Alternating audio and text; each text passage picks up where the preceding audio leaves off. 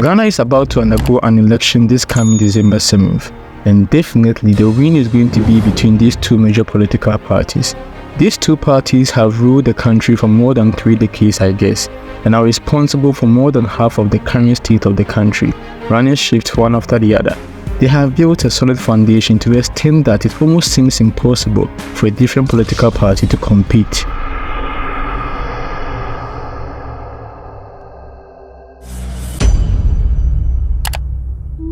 These two parties were formed in different major regions in the country from way back in the 1990s, those times of our parents and grandparents, and have been passed down from generations to generations, making it look like a certain trait that is deeply embedded in our DNA and transferred as time goes on.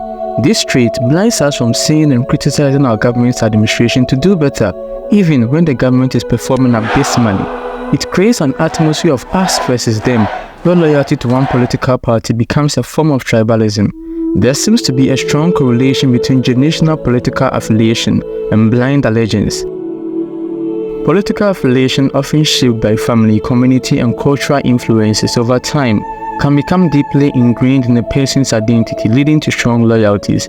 You see, people tend to gravitate towards groups that share their values and beliefs, where individuals conform to the group's consensus, even if it contradicts evidence or logic.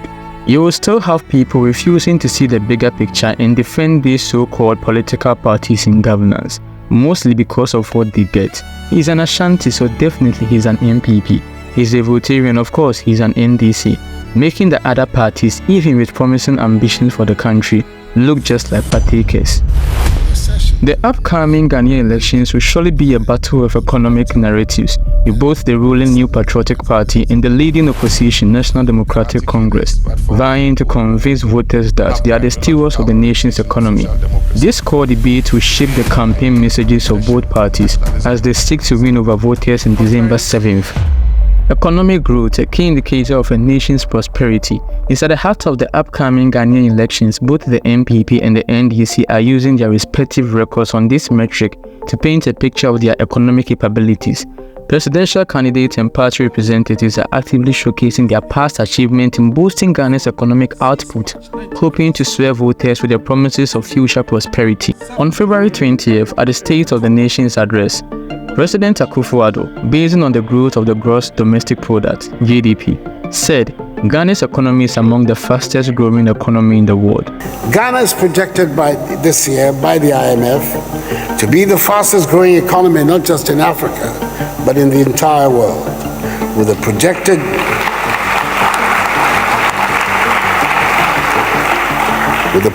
GDP growth rate of 8.8%.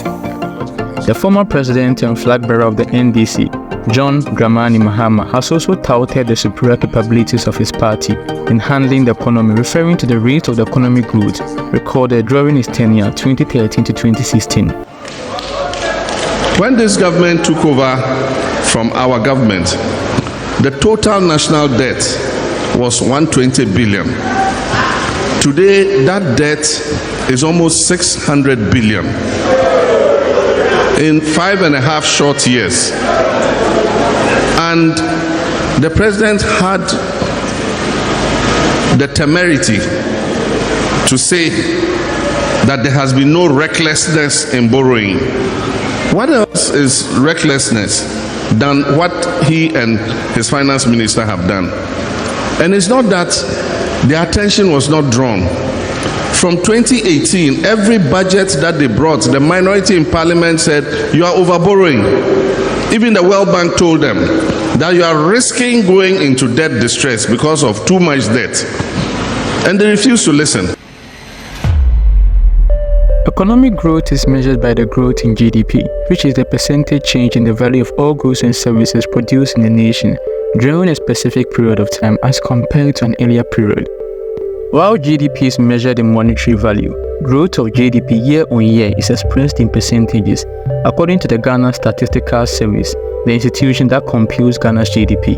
Real GDP growth is currently computed with 2013 as the base year. This is to eliminate the impact of rising prices on the GDP to ensure accurate measurements. Nominal GDP measures the total value of goods and services produced in a country at current market prices includes the effect of inflation, can be misleading when comparing GDP across different years because inflation makes the value of goods and services appear higher, even if the actual product hasn't changed. And on the other hand, real GDP measures the total value of goods and services produced in the country adjusted for inflation and uses a base year's price to calculate the value of goods and services in subsequent years, removing the impact of price changes. So, real GDP is a more accurate measure of economic growth because it removes the impact of inflation. The high office of President of the Republic of Ghana. Mahama led the NDC government's administration 2013 to 2016.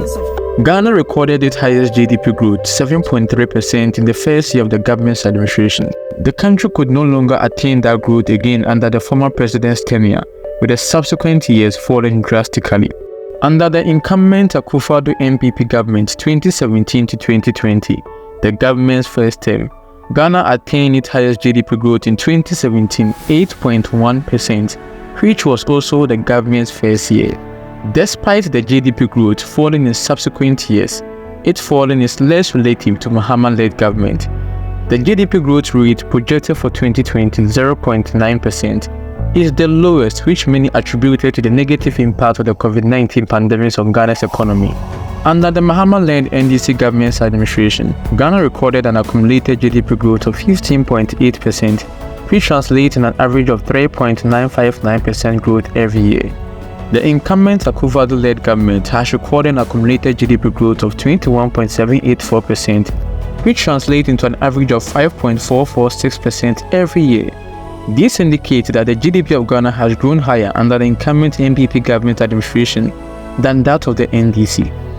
Based on Ghana's GDP growth recorded in 2017 and in 2018, the International Monetary Fund Initiative's 2019 World Economic Outlook report placed Ghana's economy among the fastest growing economy in the world.